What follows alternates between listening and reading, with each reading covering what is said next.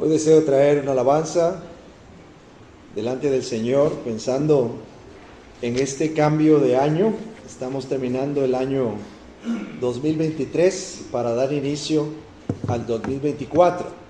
Solamente la gracia de nuestro Dios puede sostenernos, animarnos, consolarnos y sobrellevarnos hasta el fin del tiempo.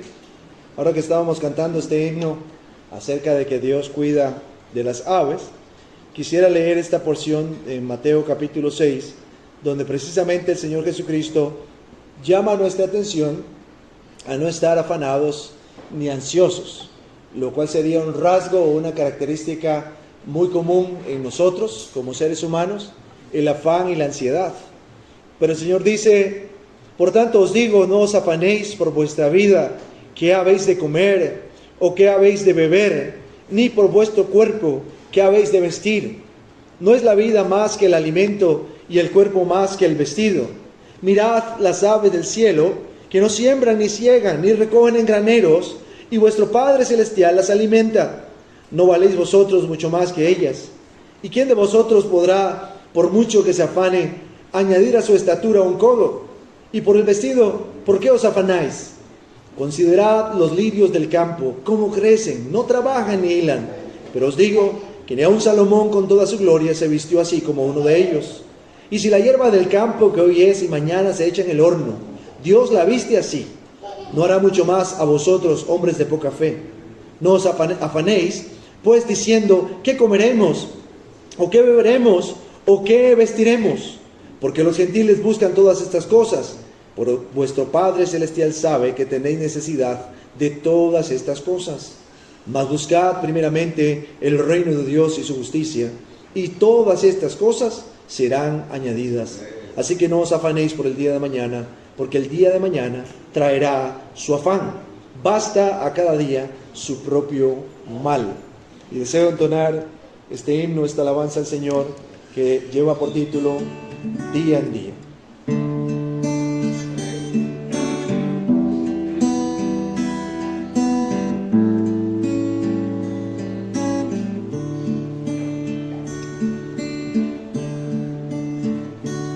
Oh mi Dios, yo encuentro cada día tu poder en todo sin sabor. Por la fe en tu sabiduría, libre soy de pena y temor. Tu bondad, Señor, es infinita. Tú me das aquello que es mejor.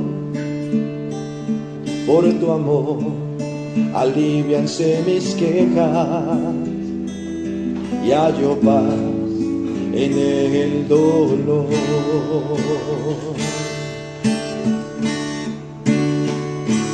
Cerca está tu brazo cada día, y por él recibo tu favor.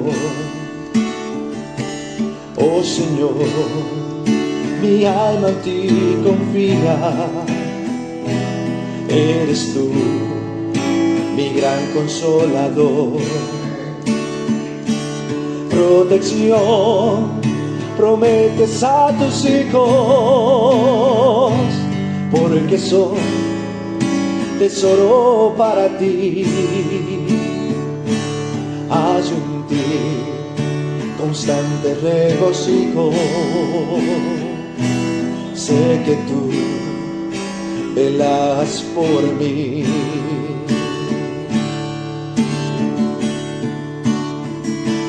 Tu poder me ayuda cada día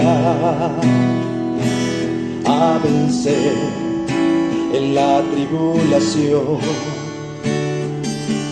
Tengo fe, pues tu promesa es mía. Gozaré de tu consolación. Si el afán y la aflicción me llegan, estará tu mano junto a mí. Y después en la postrera ciega moraré ya junto a ti. Si el afán y la aflicción me llega, estará tu mano junto a mí. Y después en la postrera ciega moraré ya junto a ti.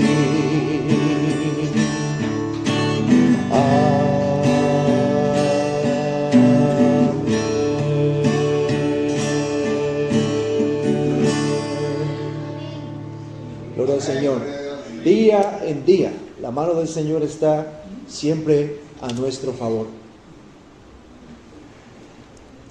Vamos a abrir la Escritura, el Salmo 90, y vamos a hablar este día, que es un día para nosotros de transición.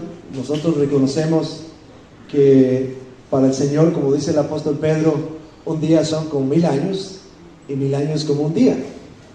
Pero para nosotros, los seres humanos que estamos afectados por el tiempo y por el espacio, este periodo en el que estamos viviendo, esta transición, pues representa algo en el paso del tiempo para nosotros. Y vamos a estar leyendo este salmo, el Salmo 90, y vamos a estar hablando y contrastando la eternidad de Dios y la temporalidad humana.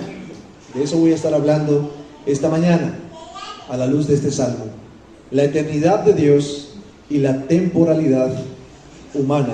Y permítame leer los primeros 2 versos, que dice así: Señor, tú nos has sido refugio de generación en generación. Antes que naciesen los montes y formases la tierra y el mundo, desde el siglo y hasta el siglo, tú eres Dios. Este salmo, cuyo autor es Moisés, consiste en una oración que está dividida en 3 secciones, 3 partes. En la primera sección hay una reflexión sobre la bondad eterna de Dios. En la segunda sección hay una reflexión acerca de la temporalidad o transitoriedad humana. Y la tercera consiste en una serie de peticiones dirigidas a la misericordia de Dios y a sus obras eternas. Y vamos a considerar cada una de estas secciones. Y vamos a empezar considerando esta reflexión acerca de la bondad de Dios, precisamente descrita allí en los versículos 1 y 2. Aquí el autor eleva una petición al eterno y bondadoso Dios, quien ha sido, dice él, nuestra morada, nuestra tienda, nuestro refugio. Como dice el autor, el único reposo y consuelo seguro del alma en este mundo, de una generación a otra generación, y cuya existencia es inalterable desde antes de la creación del mundo y por el resto de la eternidad. Cuando nosotros pensamos en el único Dios verdadero, llegamos a esta conclusión leyendo un pasaje como este, que Él es un Dios eterno. Que Él es eterno significa que Él no tiene principio y tampoco tiene fin. Él es el Padre del tiempo y Él también es el que controla el tiempo. Él siempre ha existido y nunca dejará de existir. Y como dice Hebreos capítulo 13, versículo 8, Él es el mismo ayer, hoy y por los siglos. Y este es uno de los atributos quizás más asombrosos de Dios. Cuando pensamos en una generación se refiere al conjunto de personas que han nacido en una misma época. Nuestros abuelos, nuestros padres, nosotros mismos y nuestros hijos pertenecemos a generaciones diferentes, generaciones distintas. Moisés declara que Dios ha sido refugio de una generación a otra generación. ¿Cuántas generaciones han existido sobre esta tierra desde los orígenes o los comienzos de la humanidad. Son muchas, muchas generaciones. El buen Dios proveyó para ellos, proveyó para sus hijos en cada generación, entonces, un refugio, proveyó un consuelo, un lugar donde morar. ¿Cómo puede ser esto posible? Bueno, la razón por la cual Él ha sido refugio de una generación a otra es porque Él es eterno. Conforme ellos envejecían y morían, y sus hijos y sus nietos se levantaban sobre sus hombros, el buen Dios iba proveyendo reposo y consuelo a sus almas. Hace un tiempo atrás hablaba con mis hijos acerca de esto, instándolos a refugiarse en Dios. Yo les decía, sus abuelos han encontrado refugio en Dios. Sus padres, nosotros, hemos encontrado refugio en Dios. Ahora ustedes también pueden refugiarse en Él. Ustedes no existían hasta hace algunos años. Sus padres han existido más tiempo y sus abuelos mucho más. Pero Dios siempre ha estado proveyendo soporte a cada uno de ellos. Es interesante que venían a mi mente en estos días recuerdos de mi niñez conforme crecía. Y Dios estaba guardando mi vida, la vida de mi familia, haciendo provisión para nosotros. Yo no pensaba que iba a llegar a tener una familia como la que tengo. No podía saber que iba a tener estos 4 hijos, que ellos iban a estar bajo mi responsabilidad, bajo mi cuidado. Y Dios estaba cuidándome cuando yo era como uno de ellos, cuando era un niño pequeño, y estaba bajo el cuidado también de mis padres. Es maravilloso el poder contar con este sostén, el sostén de Dios, el soporte de Dios. También les decía que un día ya nosotros no estaríamos aquí para cuidar de ellos, y esa es la realidad también en relación con padres e hijos. Llega un momento en que ya no estamos ahí para cuidar de ellos, ya sea porque envejecemos, porque ellos crecen, se van de la casa, o incluso ya sea porque morimos. Posiblemente nuestros hijos tengan que sepultarnos, pero Dios siempre va a estar ahí para cuidar de ellos, así como ha cuidado de nosotros, y así como está cuidando ahora mismo de su pueblo, de su gente. Y esto nos da esperanza. Pero también cuando pensamos en el fin de nuestra vida, ¿qué será de nosotros? No nos preocupamos, porque sabemos que aún en la muerte Dios se encargará de cuidar de nosotros. Cuando pensamos en las palabras del Señor Jesucristo en el Evangelio, el Señor Jesucristo dijo: me voy y regreso. Me voy a preparar un lugar donde ustedes puedan vivir, y luego regreso para que vayan conmigo al lugar donde yo me fui. ¡Qué verdades y qué consuelo! Debemos permitir que estas verdades nos impulsen en pos de este Dios que es eterno, este Dios que nos ofrece un reposo, este Dios que nos ofrece un consuelo ayer, hoy y por toda la eternidad. Debemos poner nuestra vista allí. Y luego llegamos a la segunda sección del Salmo, donde el autor reflexiona y ora acerca de la brevedad de la vida humana. Los versículos 3 al 12 dice así la palabra de Dios: vuelves al hombre hasta ser quebrantado y dices: convertidos, hijos de los hombres, porque 1000 años delante de tus ojos son como el día de ayer que pasó, y como una de las vigilias de la noche. Los arrebatas como un torrente de aguas, son como sueño, como la hierba que crece en la mañana. En la mañana florece y crece, a la tarde es cortada y se seca. Porque con tu furor somos consumidos y con tu ira somos turbados. Pusiste nuestras maldades delante de ti, nuestros yerros a la luz de tu rostro. Porque todos nuestros días declinan a causa de tu ira. Acabamos nuestros años como un pensamiento. Los días de nuestra edad son 70 años. Y si los más robustos son 80 años, con todo su fortaleza, molestia y trabajo, porque pronto pasan y volamos. ¿Quién conoce el poder de tu ira y tu indignación según que debe ser temido? Enséñanos de tal modo a contar nuestros días, que traigamos al corazón sabiduría. Aquí el autor reflexiona sobre 3 cosas. Primero, acerca de la brevedad de la vida. Segundo, acerca de las consecuencias del pecado. Y tercero, ruega para que podamos ocuparnos de estas 2 cosas: de que la vida es breve y que el pecado tiene consecuencias. En primer lugar, el ser humano está sentenciado a muerte. Nadie puede eludir el decreto de Dios. Todos nos vamos a volver polvo. El día que Adán pecó contra Dios, ya Dios le había dicho y le había anticipado diciendo: no comas de este árbol, porque el día que de él comas vas a morir. Y el día que Adán comió del fruto, el Señor hizo esta declaración acerca de él, diciendo que polvo era y al polvo habría de regresar. Eso es lo que dice Génesis capítulo 3, versículo 19. Le habla acerca de que tenía que ir y ocuparse de labrar de la tierra, de que el sudor caería sobre su frente, que el pan que iba a comer sería un pan sudoroso, en el sentido que sería un pan de mucho trabajo, de mucho esfuerzo, hasta que vuelvas a la tierra, porque de ella fuiste tomado, pues polvo eres y al polvo volverás. Nuestro destino en esta tierra, mis hermanos, está sellado por la muerte, y ninguno de nosotros puede eludir la muerte. El ser humano está corriendo, la ciencia está avanzando, quieren eludirla, pero no lo han conseguido todavía y no lo conseguirán, porque nuestro cuerpo continúa desgastándose, deteriorándose. Ninguno de nosotros podrá evitar entonces llegar a la sepultura. No digo comido por gusanos, porque algunos están pensando en la cremación, ¿verdad? Entonces ya el gusano no tendrá oportunidad ahí, pero al final volverá al polvo. Más tarde o más temprano vamos a tener que enfrentarnos a la muerte. ¿Cuántos a lo largo de este año 2023 tuvieron que enfrentarse a la muerte?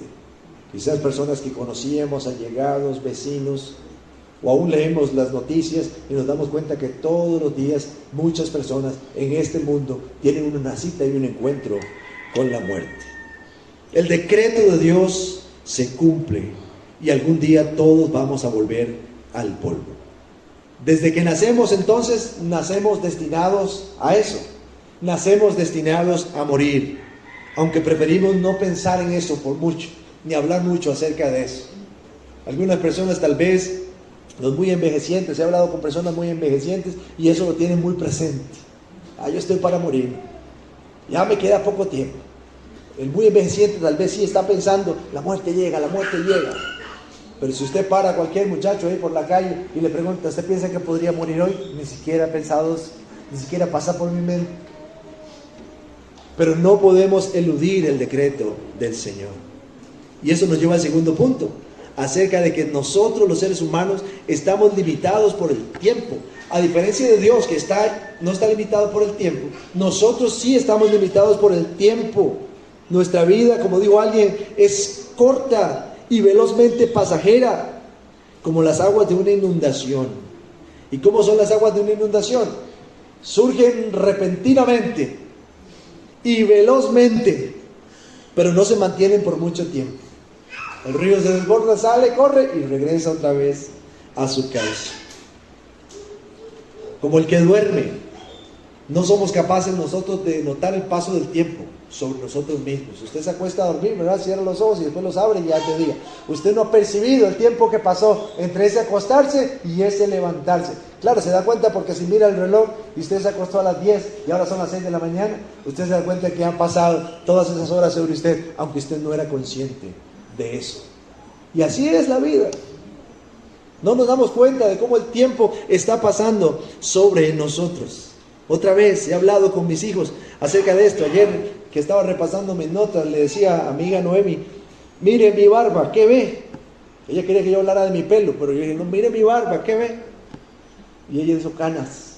Y en mi pelo, se te está cayendo el pelo. Dice: no, quería que me dijera canas, no que me desanimara de que se me estaba cayendo el pelo. Canas, ¿qué significa eso? Que estoy envejeciendo. ¿Cómo le decía? ¿Cómo tiene el cabello y la barba el abuelo? Su cabello está blanco. Y esto es señal de que el tiempo ha pasado sobre él. Veo fotografías de hace 20 años atrás, cuando el abuelo andaba con mis 40, así. Y su cabello era oscuro, su bigote era oscuro. Hoy ya no le queda mucho de eso, ¿verdad? Ha estado envejeciendo, el tiempo ha pasado sobre él también. Cuando pensamos en unas manecillas de un reloj que avanza, continúan esas manecillas del reloj del tiempo avanzando y no podemos detenerlo. Nuestro tiempo en esta tierra se está terminando. Eso es verdad para mí, eso es verdad para usted. Es verdad para el más pequeño de entre nosotros, aunque pareciera que a ese le queda más tiempo, y al más grande de entre nosotros. Nuestro tiempo en esta tierra, mis hermanos, está limitado. Y piensen estas palabras de Santiago. Santiago en el capítulo 4 de su carta, el versículo 14, habla de la vida y dice que la vida es neblina que se aparece por un poco de tiempo y luego se desvanece.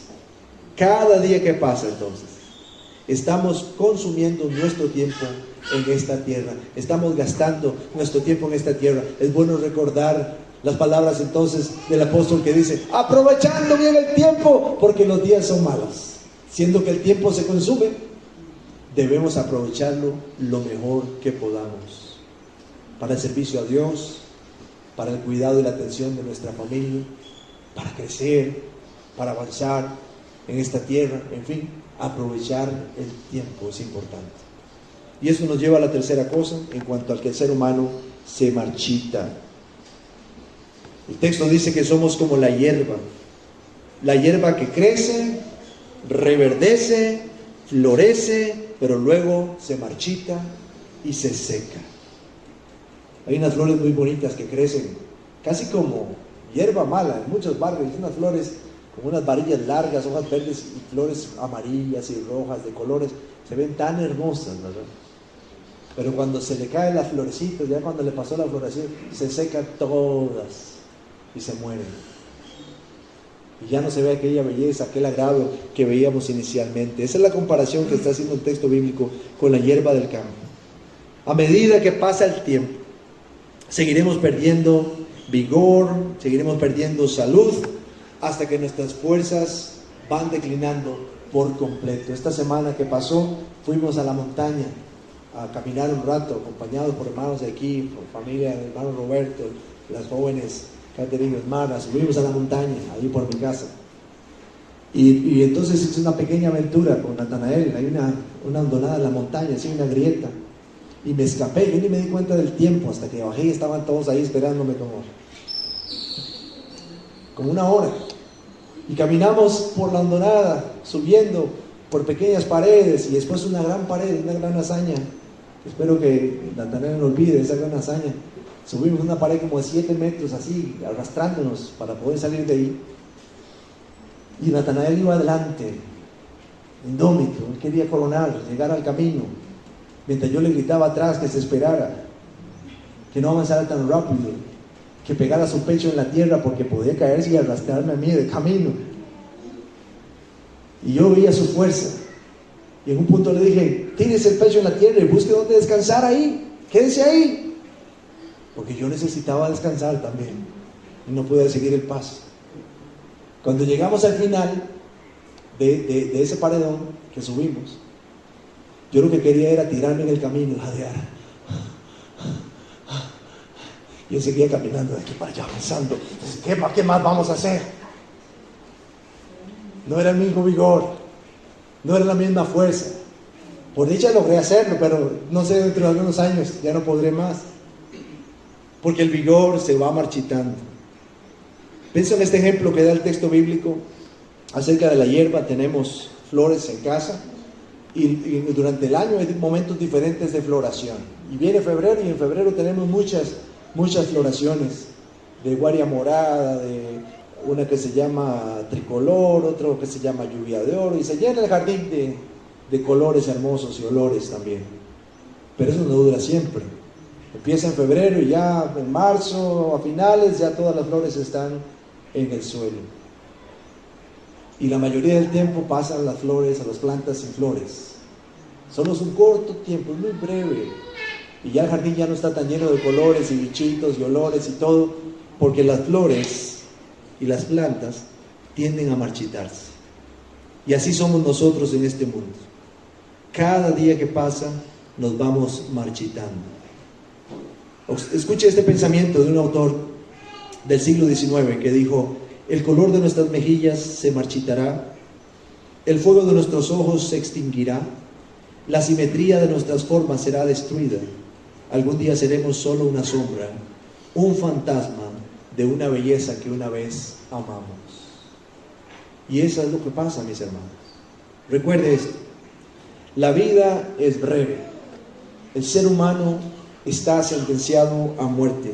Su tiempo está limitado. El ser humano se está marchitando. Y entonces viene la reflexión en cuanto al pecado, porque finalmente esa es la razón por la cual nos marchitamos, esa es la razón por la cual estamos pereciendo, esa es la razón por la cual nuestros días están contados en esta tierra. El día que de este árbol comas, ese día vas a morir. Y los efectos de ese juicio fue sobre toda la generación humana, sobre toda la descendencia de Adán. Y lo primero que el salmista nos muestra es que Dios no es indiferente al pecado. Si los seres humanos son consumidos y turbados por la ira de Dios, es por causa del pecado. El pecado no está oculto o encubierto a los ojos de Dios. Vea lo que dice versículos 7 y 8. Porque con tu furor somos consumidos, y con tu ira somos turbados. Pusiste nuestras maldades delante de ti, nuestros yerros o errores a la luz de tu rostro. Como alguien ha dicho, nuestro cuerpo exhibe los efectos del juicio de Dios sobre el pecado. Escucha esta declaración del apóstol Pablo allá en Romanos 6:23. Porque la paga del pecado es muerte. Entonces la muerte es el recordatorio constante de que estamos bajo la ira de Dios y el justo juicio de Dios como un resultado directo de nuestro pecado. Cuando alguien muere, o si alguno de nosotros llegáramos a morir, es el recordatorio constante de que nuestros cuerpos están bajo ese juicio. Dios advirtió a nuestros primeros padres que no desobedecieran porque habrían consecuencias. Eso lo estamos estudiando en los pactos, en el pacto de Dios con Adán. Dios le dijo: no comas de esto, vas a morir. Adán desobedeció y el juicio de Dios se cumple sobre ellos y se cumple sobre sus generaciones. Todos quedaron bajo la esclavitud del pecado. Dios, es otra característica de Él, posee una naturaleza santa y también es un Dios fiel. Él no podía ignorar el pecado de ellos. Él no podía hacerse de la vista gorda. Como alguien ha dicho, Él no podía tomar los pecados de ellos y los nuestros y barrerlos debajo de la alfombra, haciendo de cuentas que no están ahí. La naturaleza santa y justa de Dios demandaba que el pecado fuera juzgado. Demandaba que la promesa que Él había hecho, que eran consecuencias malas, se cumplieran sobre Adán y sobre sus hijos.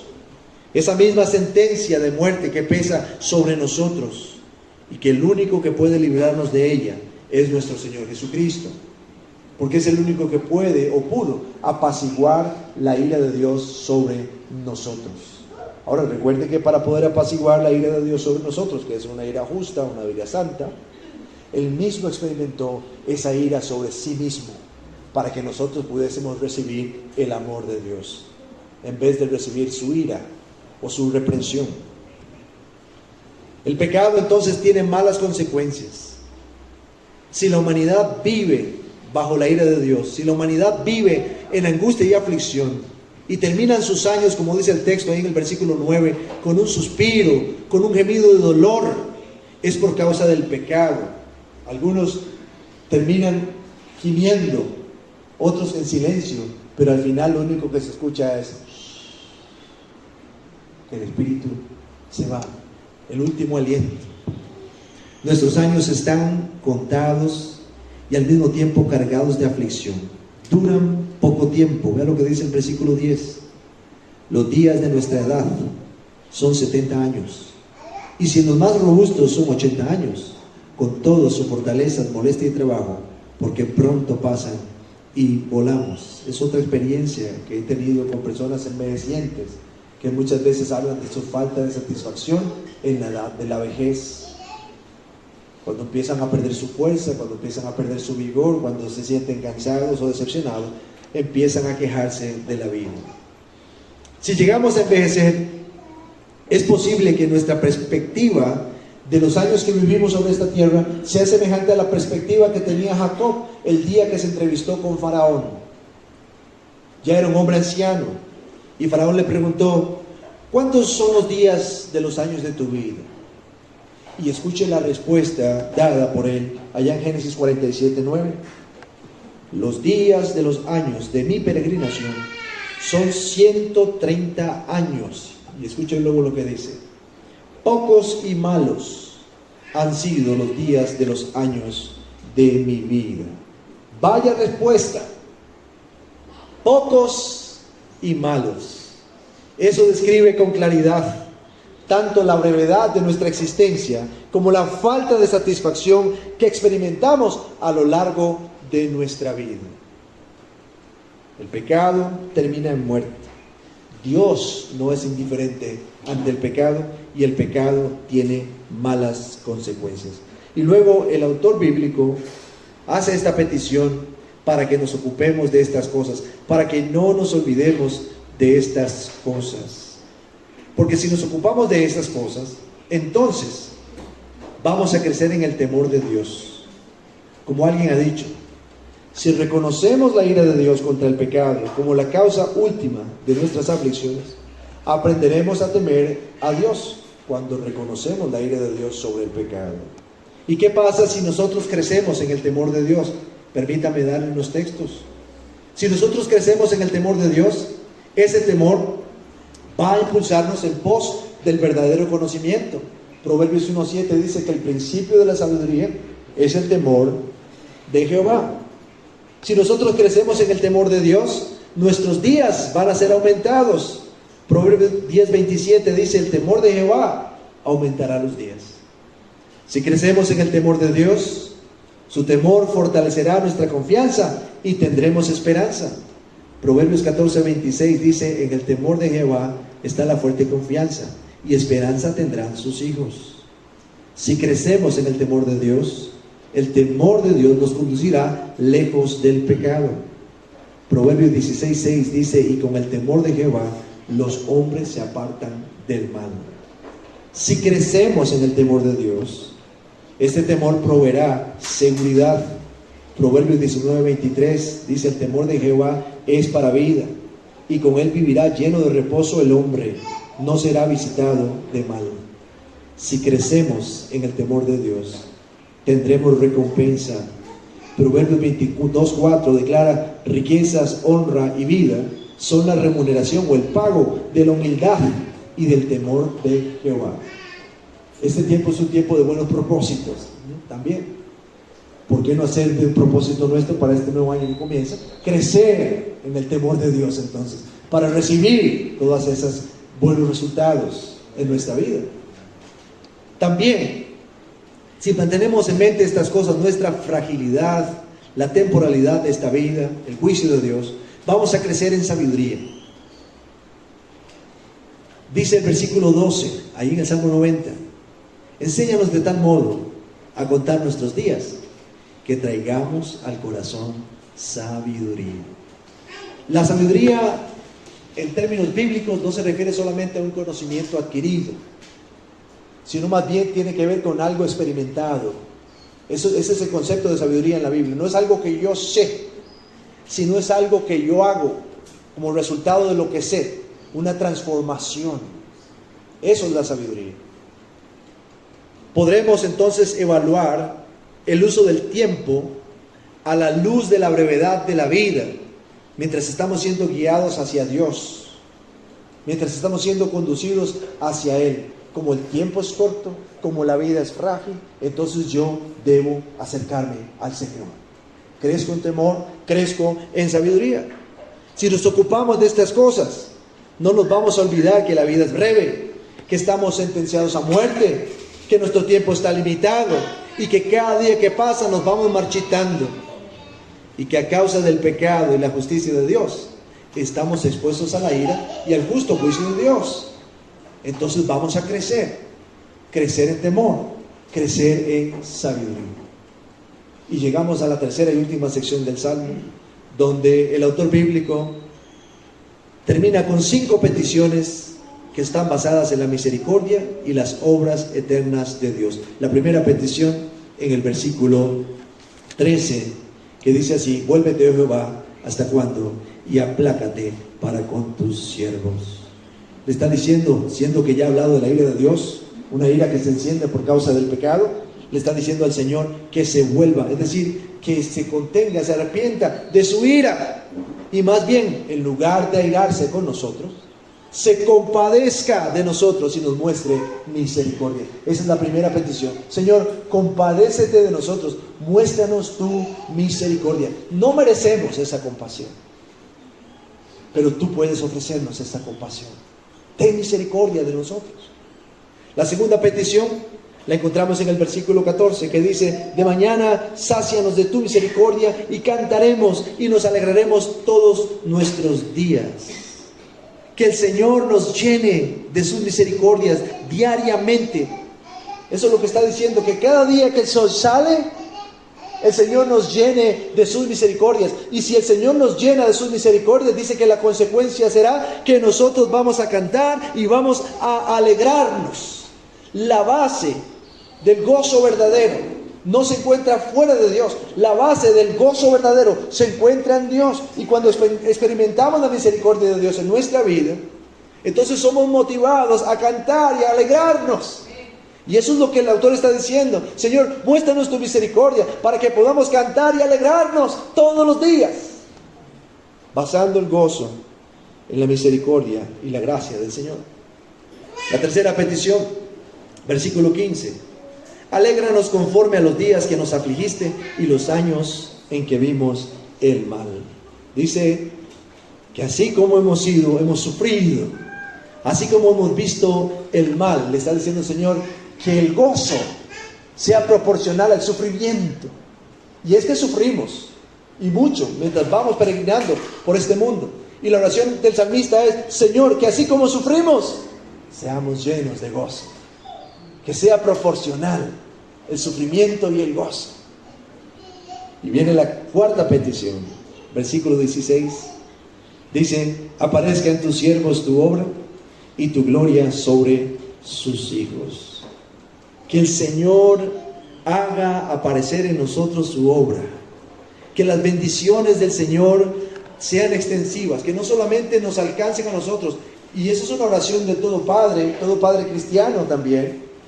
Que así como tú derramas bendiciones sobre mi vida, como tu hijo, tú hagas que esas bendiciones se desborden y alcancen a mis hijos también.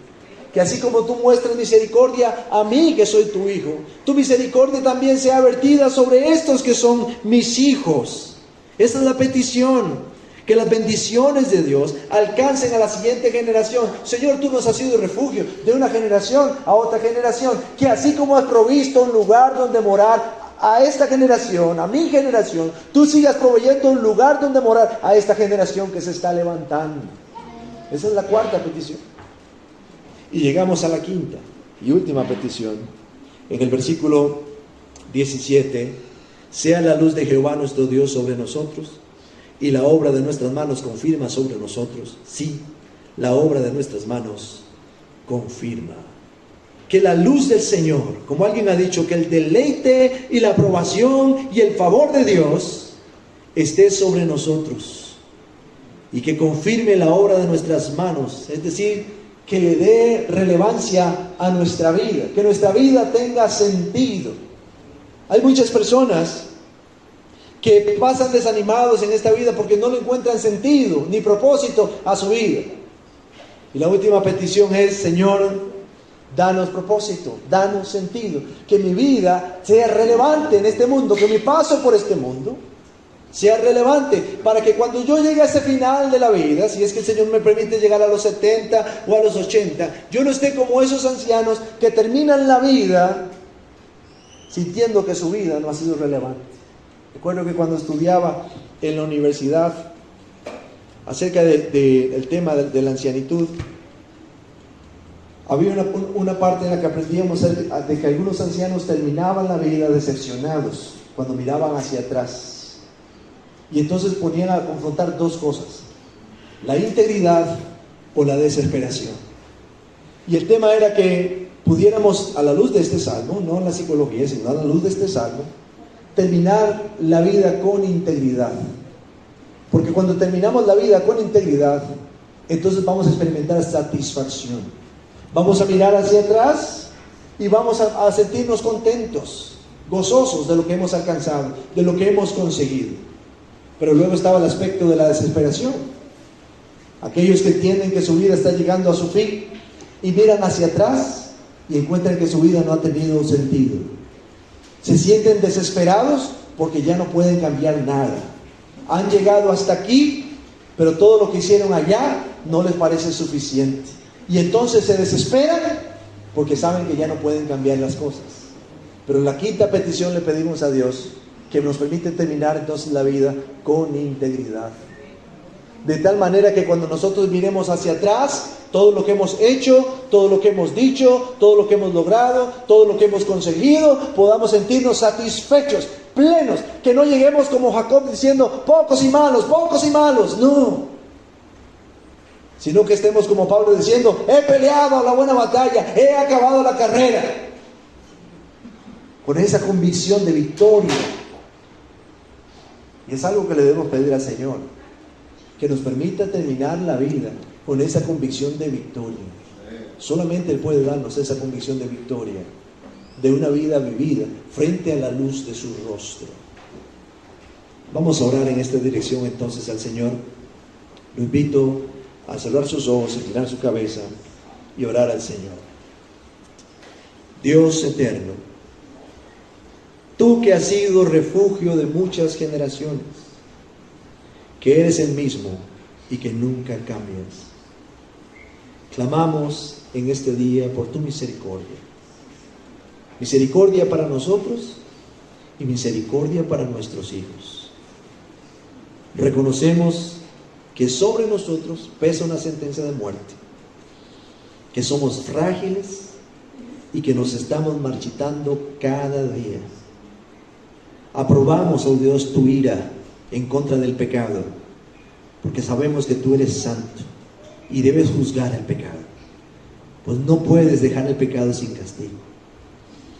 No nos dejes olvidar que somos frágiles, no nos dejes olvidar nuestra condición en cuanto al pecado, para que podamos crecer en tu temor y obtener todas las bendiciones resultantes de crecer en tu temor, y podamos crecer también en sabiduría.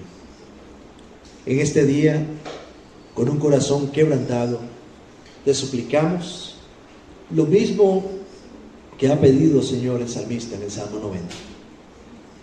Que tu ira se aplaque y nos muestres tu misericordia. Que nos llenes de tu misericordia para que podamos cantar y alegrarnos verdaderamente cada día.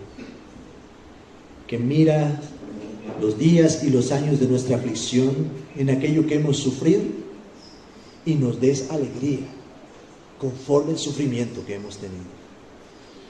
Que muestres tu obra y tu gloria sobre nosotros y también sobre nuestros hijos. Y que tu favor esté sobre nosotros y que la obra de nuestras manos sea confirmada, de tal manera que al terminar nuestra vida, nosotros podamos terminar con integridad y no con desesperación. Ten misericordia de aquellos que están en un punto de su vida en que están desesperados, para que tú, oh Señor, les des ánimo, para que ellos puedan, oh Señor, ser fortalecidos en tu poder, para que ellos puedan encontrar sentido en ti y que tú puedas aún sanar una mala historia, una historia de fracasos, una historia de tropiezos, una historia, oh Dios, de dolor, que tú puedas sanarlo y dar una nueva expectativa hasta el día de tu regreso. Tú eres nuestro refugio y a ti clamamos. Oramos todas estas cosas, oh Señor, en el nombre de nuestro Señor Jesucristo. Amén.